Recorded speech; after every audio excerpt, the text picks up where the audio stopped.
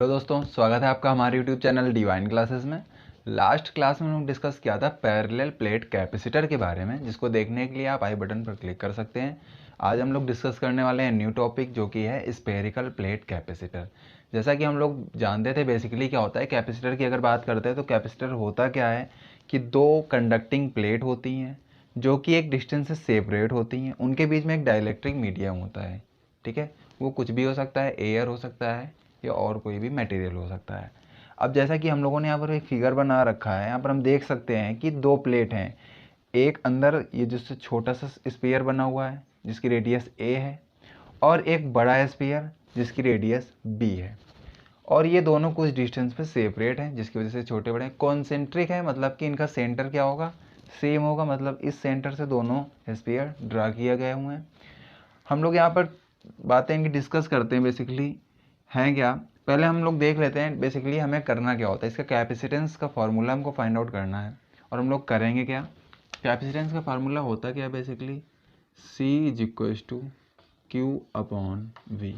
ये होता है कैपेसिटेंस का फार्मूला। तो पहले हम लोग बात करेंगे कि इसके अगर हम लोग इलेक्ट्रोस्टैटिक पोटेंशियल V की वैल्यू फाइंड आउट करेंगे। इसको फाइंड आउट करने के लिए हमें इलेक्ट्रिक फील्ड की वैल्यू को पता करना होगा। तो हमारा टास्क बेसिकली स्टार्ट करेंगे हम लोग इलेक्ट्रिक फील्ड को फाइंड आउट करने की। तो हम लोग यहाँ पर अब देख लेते हैं यहाँ पर है क्या क्या। तो एक छोटा सा स्फीयर है जिसकी रेडियस ए है, बाहर वाले रेडियस की स्फीयर की रेडियस स्मॉल बी है, ठीक है। ये जो डॉट से स्फीयर हमने फॉर्म किया है ये गॉसियन सरफेस है अंदर वाले स्फीयर का, जैसा कि हम लोगों ने गॉस थ्योरम वाले यूनिट में देखा हुआ था, ठीक है। आप इस सारी वीडियोज हमारे चैनल में अवेलेबल है, आप देख सकते हैं। तो यहाँ पर ये गॉसियन सरफेस है जिसकी रेडियस स्मॉल आर है। अंदर वाला जो स्फीयर है वो Q charge minus Q charge से चार्ज है, और ये बाहर वाला प्लस क्यू चार्ज से चार्ज है, ठीक है। मतलब बाहर वाला पॉजिटिवली चार्ज है, अंदर वाला स्फीयर नेगेटिवली चार्ज है, ठीक है। हम इस बाहर वाले को 2 मान ले रहे हैं और इसको 1 मान ले रहे हैं, स्फीयर 1 स्फीयर 2, ठीक है।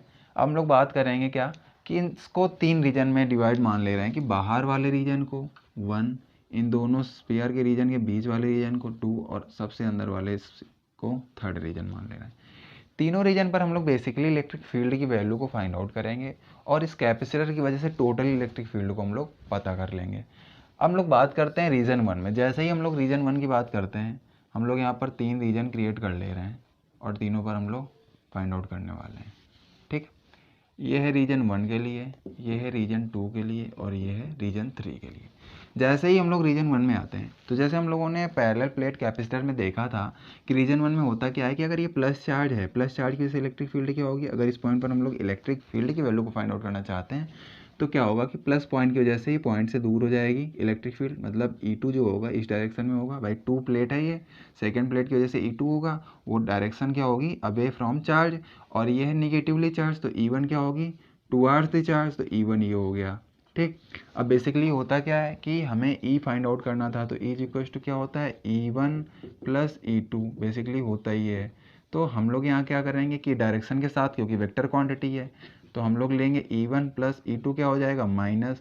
अब अच्छा क्या होगा कि अगर ये E2 है अभी, ठीक है, हमने बताया कि ये प्लस क्यू चार्ज है और ये माइनस क्यू चार्ज है। तो अगर हम लोग क्वांटिटी की बात करें तो चार्ज अमाउंट है जो चार्ज का वो सेम है। अगर चार्ज का अमाउंट सेम है तो E2 इज इक्वल टू क्या होगा, E2 is equal to E1 के होगा, ठीक है। E2 इज इक्वल टू किसके होगा, E1 के। जब E2 is equal to E1 के है तो E1 प्लस माइनस मिला के E2 बन जाएगा।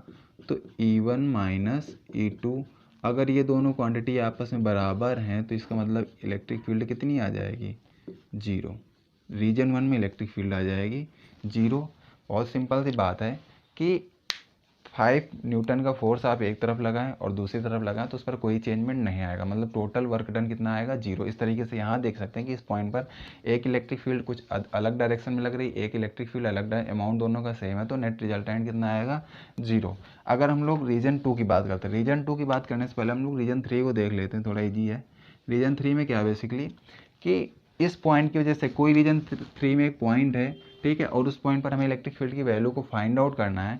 तो क्या होगा कि हम लोग बेसिकली देख रहे हैं कि निगेटिवली चार्ज की वजह से फाइंड आउट कर रहे हैं, प्लस चार्ज की वजह से फाइंड आउट कर रहे हैं, दोनों को एडअप कर रहे हैं और रिजल्टेंट फाइंड आउट कर रहे हैं। लेकिन यहाँ पर क्या है कि जो ये पॉइंट है 3rd रीजन में, ये क्या है कि स्फीयर के अंदर है, मतलब ये छोटे वाले स्फीयर के भी अंदर आता है और आउटर स्फीयर, बड़े वाले स्फीयर के भी अंदर ये पॉइंट आता है। तो हम लोग ऑलरेडी ये बात कर चुके हैं, किसी भी स्फेरिकल चार्ज कंडक्टर में, स्फेरिकल चार्ज कंडक्टर के अंदर अगर कोई पॉइंट है, वहाँ पर हमें इलेक्ट्रिक फील्ड की वैल्यू को फाइंड आउट करना है, तो वहाँ पर इलेक्ट्रिक फील्ड क्या होती है, जीरो। ऐसा क्यों होता है, क्योंकि जब स्फेरिकल कंडक्टर को हम लोग चार्ज करते हैं तो जो चार्ज सरफेस होता है वो सरफेस पे चार्ज होता है, या उसका असर कहाँ रहता है, चार्ज से दूर। मतलब कि अगर यहाँ पर इसके सरफेस में रह सकता है और चार्ज से बाहर की ओर रह सकता है, जैसे गॉसियन सरफेस क्रिएट किया गया है।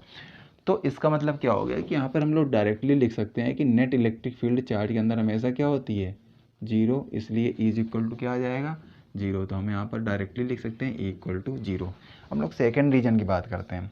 अब सेकेंड रीजन पर कोई एक पॉइंट है। अब इस पॉइंट की अगर बात करते हैं तो सेकेंड रीजन में हमने जो पॉइंट लिया है, अगर हम इसको रेफरेंस लेते हैं कि अगर हम इसकी बात करें कि छोटे वाले स्फीयर से अगर हम कंपेयर कर रहे हैं कि ये पॉइंट कहाँ पे, तो छोटे वाले स्फीयर के पॉइंट बाहर अवेलेबल है, ठीक है। तो इसकी वजह से यहाँ पर कुछ ना कुछ इलेक्ट्रिक फील्ड हम लोग फाइंड आउट कर सकते हैं। लेकिन अगर हम लोग बड़े वाले स्फीयर की बात करते हैं तो बड़े वाले स्फीयर से ये अंदर की ओर है।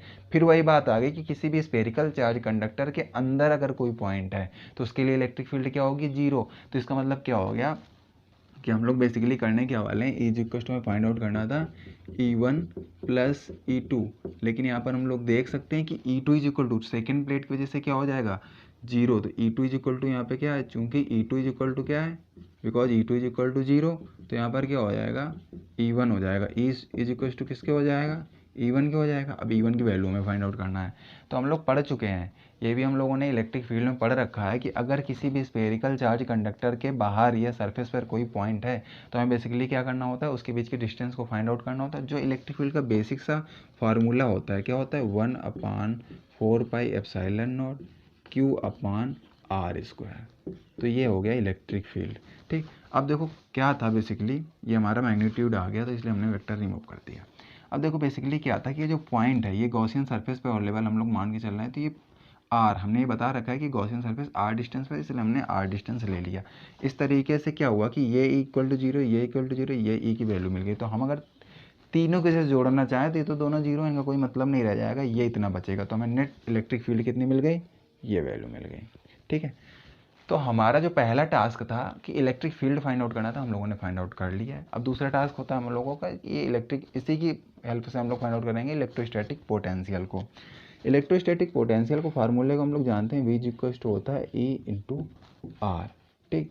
अब V equals to into R होता है तो देखो क्या होता है कि हम लोग एक जनरल, एक स्टैंडर्ड फार्मूला को फाइंड आउट कर रहे हैं, ना कि एक सिचुएशन को फाइंड आउट कर रहे हैं, ठीक है। कोई एक स्पेशल कंडीशन नहीं है, हम लोग एक ऐसा फार्मूला बना रहे हैं कि उससे हम कोई भी कंडीशन आपको दे दी जाए आप उसे सॉर्ट आउट कर सकते हैं। तो क्या करने वाले हैं हम लोग कि हमें ये पता नहीं है भाई कि एक्चुअली इन दोनों सरफेस के बीच में डिस्टेंस क्या है। देखो बहुत ही क्लियर है कि यहाँ से इस सरफेस तक की ए पता है, यहाँ से तक की बी पता है, गॉसियन सरफेस की आर पता है, लेकिन इन दोनों के बीच के डिफरेंस को हम लोग बता नहीं सकते हैं ऐसे एग्जैक्टली। तो हम लोग अभी मान लेते हैं कि एक छोटी सी डिस्टेंस के लिए हम लोग एक फाइंड आउट कर लेते हैं। छोटी सी डिस्टेंस कितनी मान लेते हैं, डी आर। तो वी इक्वल्स टू कितना हो जाएगा, डी आर। अगर छोटी सी डिस्टेंस के लिए हम इलेक्ट्रोस्टैटिक पोटेंशियल को फाइंड आउट कर रहे हैं तो क्या हो जाएगा, डी वी, ठीक। हम लोग अगर इसका इंटीग्रेट कर देंगे तो हमें एक टोटल फाइंड आउट हो जाएगा, ठीक है। तो हम लोग क्या करने वाले हैं, इसका इंटीग्रेशन। तो टोटल इंटीग्रेशन हमने ऐसे कर दिया। अब देखो बहुत ही सिंपल सी बात है कि इलेक्ट्रोस्टैटिक पोटेंशियल की बात हम लोग कर रहे हैं, तो इस सरफेस पे कुछ ना कुछ पोटेंशियल होगा, इस सरफेस पर कुछ ना कुछ पोटेंशियल होगा। क्योंकि क्या होता है कि इलेक्ट्रोस्टैटिक पोटेंशियल किसी भी चार्ज की वजह से क्रिएट होता है, और जो कि क्या होती है कि स्केलर क्वांटिटी होती है। तो हम लोग क्या करने वाले हैं कि जो भी होगा तो ये ए से बी तक, मतलब कि इस सरफेस की डिस्टेंस कितनी, ए, बाहर वाले की बी है।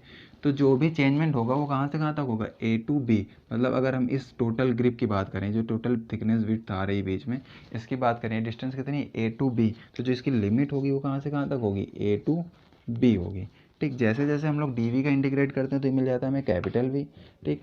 अब हम यहाँ पर ई का वैल्यू यहाँ पे जो हमें फाइंड आउट हुई है रखने वाले हैं। तो इज इक्वल टू हो जाएगा 1/4πε0 Q/r² डी आर, ठीक है। और लिमिट हमारी दे रखी ए टू बी। बहुत ही बेसिक सा फंडा है कि यहाँ पर सारी चीज़ें मतलब कांस्टेंट है, केवल R²। तो हमें R² का क्या करना है, 1/r² को हम लोग इंटीग्रेट करने वाले हैं। तो V is equal to 1/4πε0 Q भी बाहर आ गया, A to B 1/r² D R, ठीक है। हम लोग 1/r² को अगर इंटीग्रेट करेंगे तो हम लोग मैथमेटिक्स में पढ़ चुके हैं, इसलिए हम लोग यहाँ पर डायरेक्ट लिख दे रहे हैं। जब हम लोग इसका इंटीग्रेट करके लाते हैं तो -1/r मिलता है। ठीक है, लिमिट कहाँ से, a टू b। ठीक, तो हम लोग यहाँ पर क्या करने वाले हैं, लिमिट अप्लाई करने वाले हैं। तो q/4πε0, ठीक, -a/b -1/a, इस तरीके से हम लोगों ने लिमिट अप्लाई की। अब हम लोगों को करना क्या है, बेसिकली सिंप्लीफाई करना है। ठीक है, तो ऊपर का पार्ट हम लोग रब कर दे रहे हैं।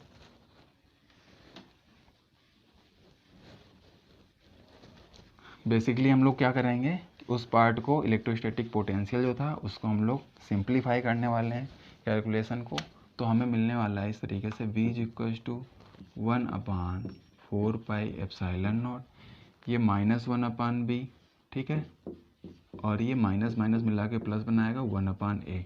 ठीक, इसको लिख सकते हैं 1/4πε0, क्रॉस मल्टीप्लिकेशन कर देंगे, मिल जाएगा -a+b/ab, और थोड़ा क्लियर लिख देंगे तो 1/4πε0, सॉरी q साथ में चलेगा तो इस तरीके से हम लोग लिख सकते हैं q और ये q। ठीक है, तो ये हो जाएगा b-a/ab। इस तरीके से इलेक्ट्रोस्टैटिक पोटेंशियल की वैल्यू फाइंड आउट होगी। हमें फाइंड आउट करना था कैपेसिटेंस। कैपेसिटेंस क्या होता है, C = Q/V। तो इस तरीके से हम लोग यहाँ पर V की वैल्यू को रखने वाले हैं। तो हमें कैपेसिटेंस का फार्मूला फाइंड आउट हो जाएगा।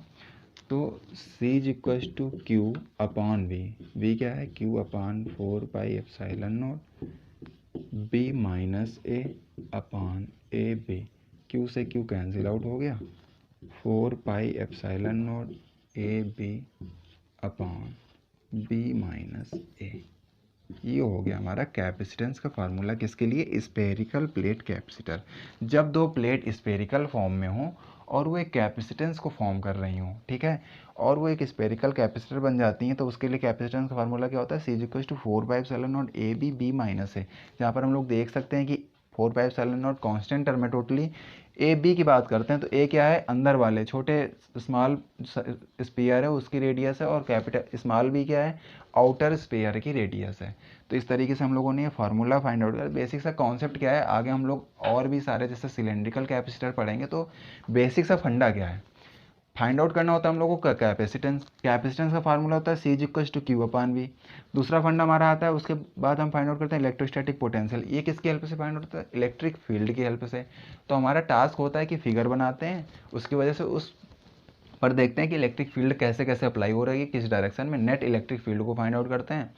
और उसी फाइंड आउट, क्योंकि हम लोग पढ़ चुके हैं कि थिन प्लेट के लिए अलग होती है, थिन वायर के लिए अलग इलेक्ट्रिक फील्ड होती है, स्फीयर के लिए अलग होती है। तो इस वजह से हम लोग क्या करते जा रहे हैं, उसी हिसाब से फार्मूले को रखते जा रहे हैं। जैसे हम लोगों ने यहाँ पर Q/4πε0 1/r² रखा था इलेक्ट्रिक फील्ड को, तो ये था स्फीयर के लिए, जैसा कि हम जानते हैं।